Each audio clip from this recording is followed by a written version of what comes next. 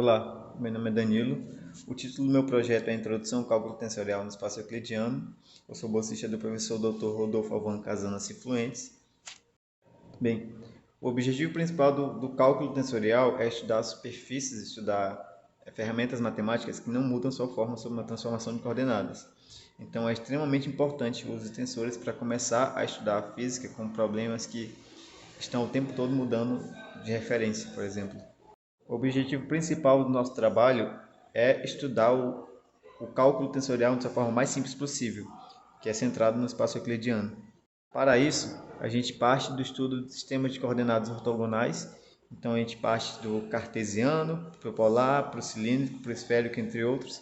E depois disso, a gente começa a estudar a noção de transporte paralelo e conexão. A gente vai introduzir símbolos de Christoph e o movimento de uma partícula em coordenadas generalizadas para obter a equação geodésica, que é a geodésica que vai definir o movimento do meu sistema.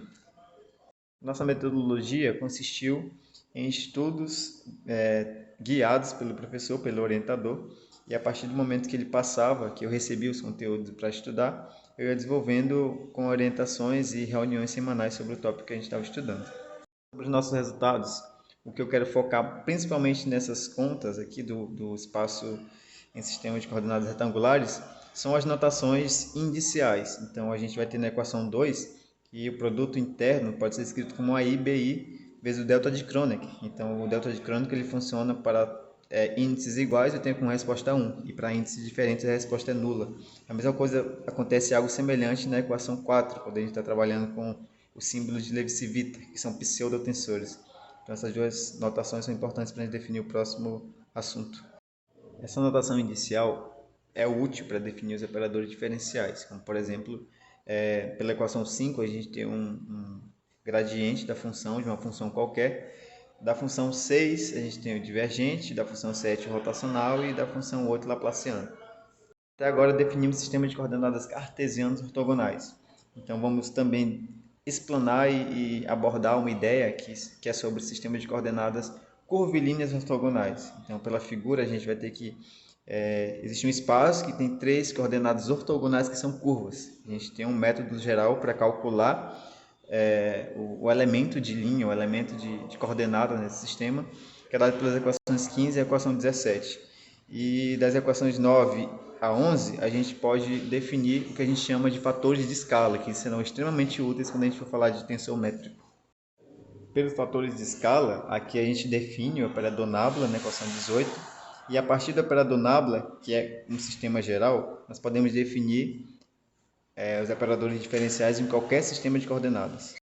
No slide anterior foram definidos os operadores gradiente e divergente, e aqui estão definidos os operadores rotacional e laplaciano.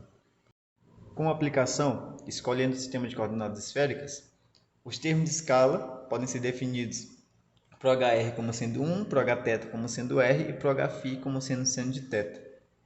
E a partir daí, definimos os operadores diferenciais conhecidos, como citamos nos slides anteriores. Os fatores de escala também são úteis para definir o elemento infinitesimal de distância, que a gente vai usar na aplicação da métrica. E o que é a métrica? A gente define a métrica como uma ferramenta matemática que descreve a geometria de um espaço, o espaço que a gente está trabalhando. Na relatividade geral, a métrica é extremamente importante porque ela descreve a curvatura do espaço-tempo. E como estamos trabalhando em sistemas clássicos euclidianos, a gente vai analisar a métrica em sistemas de coordenadas ortogonais, como a gente vem trabalhando.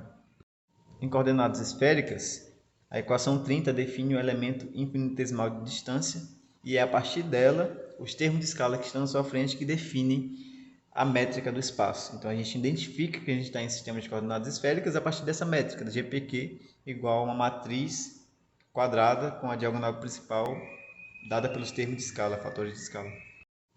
No espaço-tempo de Minkowski, a gente vai ter agora uma ideia que não é mais euclidiana, a gente está mais para um espaço pseudo-euclidiano. Então a métrica é definida por Gmini, dxmi, dxmi. Então definimos ainda com uma matriz quadrada, com a diagonal principal igual aos fatores de escala. Só que existe um menos para diferenciar o tempo das coordenadas espaciais. Nesse caso, na métrica de Minkowski, no espaço-tempo de Minkowski, o tempo se comporta como uma dimensão. Então a gente precisa diferenciar o tempo, dimensão espacial e dimensão temporal. É conveniente também definir o transporte paralelo e a conexão. No espaço euclidiano, a gente pode entender a ideia de transporte paralelo como uma equipolência vetorial. Então a gente pode transportar um vetor de um ponto ao outro. Quando estamos em espaços curvos, esse transporte acontece de acordo com uma característica específica e através da conexão.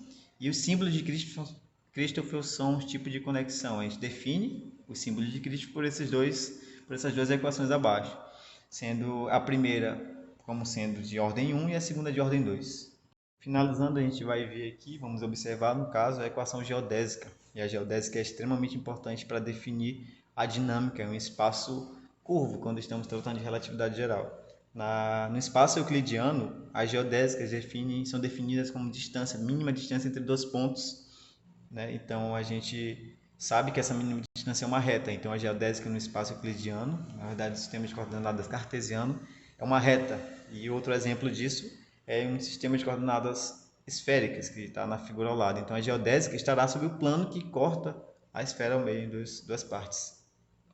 Por fim, observamos ao longo deste trabalho a importância e a beleza do uso de notação inicial e tensorial para diversas aplicações, tanto na física quanto em qualquer outra ciência. O cálculo tensorial é de extrema importância no desenvolvimento de teorias mais elaboradas, então, como teoria das cordas, teoria da relatividade, cosmologia, gravitação e outros tópicos. E aqui estão algumas das minhas referências que eu usei para me basear nesse trabalho.